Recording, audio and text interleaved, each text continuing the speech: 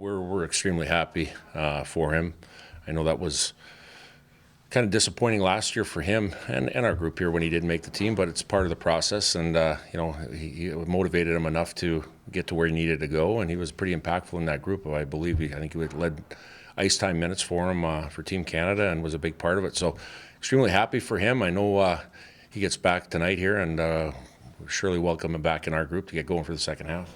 What's the plan to ease him back into practices, or how? Yeah, well, I think the first thing is, like we did with Shane, is just talk to him a little bit as far as, what he feels he needs. And, I know Shane wanted to play, but, Shane got the day off today to recuperate with rest and get back up to speed with his body there. So I would imagine we'll give JBD a day off maybe tomorrow here, and then try to get focused for the last couple of days before we get into the weekend here again.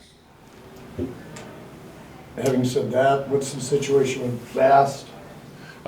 Yeah, you know what? It's not as severe as what we thought it would be. I would say there's probably a high likelihood he'll play this weekend. He did not skate today, but in saying that, he could have probably went out, but we wanted to give him one more day just to recuperate from that injury, and I would suspect he'd be in full practice tomorrow and available for the weekend. Coach, what's it mean to you and to this year's team to be a part of that new record 13-game unbeaten streak? Pardon me, what was the question?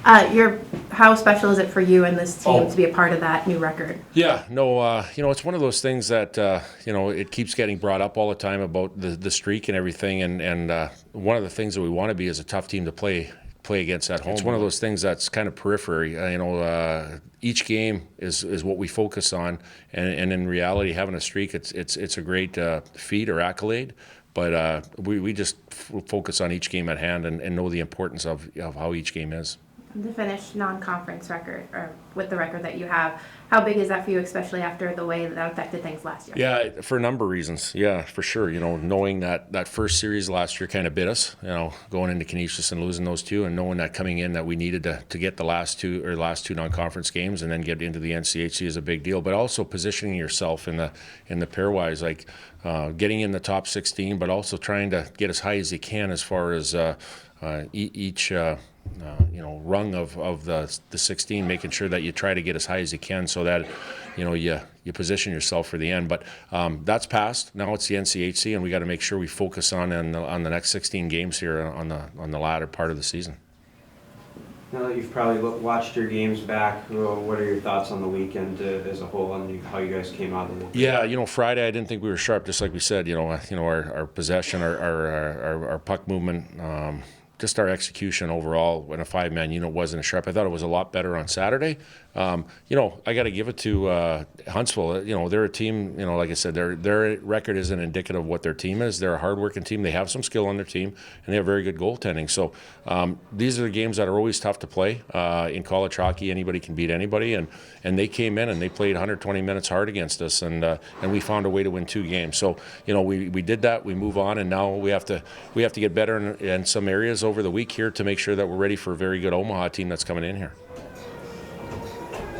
How are your thoughts on Ethan Frisch's first half of the season? And he's really increased his minutes as time's gone on. Yeah, and that's probably a byproduct of Gabe Bass being out of the lineup. I know Ethan Frisch got some minutes early on, but when Gabe left our lineup, he got added minutes, and I thought he's done a good job. And one of the things as a defenseman, it's almost Paul Ledoux, like being very consistent and very calm out there, and he doesn't play like a freshman out there. He makes right decisions on puck movement, on positioning, on taking rushes, on defending.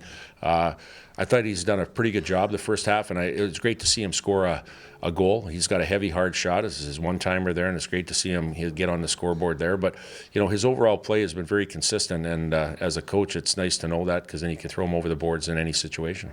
Is comfortable with him playing either side of the ice? Yeah, and that's one thing that we looked at in juniors when he played it in Green Bay and then at Fargo. He played on, they had a lot of right shot defensemen, and he played the left side.